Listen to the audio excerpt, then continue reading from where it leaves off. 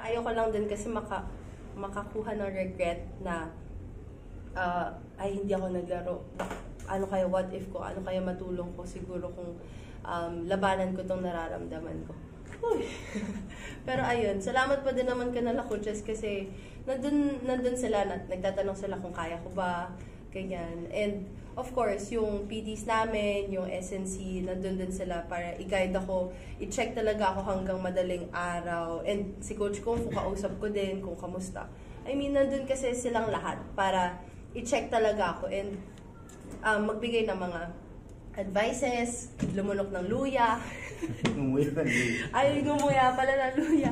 Pero, ano yun, syempre nandun yung masarap sa feeling na alam mo madaming gustong, parang ang dami nag-worry sa'yo na gusto ka talagang mapabuti. And syempre, gusto ko din ibalik yun sa kanila, yung thought nila sa akin na sana umokay. Syempre, gusto ko din ipaglaban hanggang sa kaya ng katawan ko.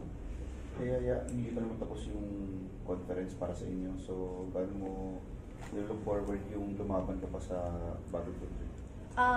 Syempre una, recovery muna talaga. Kasi kahit hanggang ngayon, medyo mabigat talaga yung pakiramdam.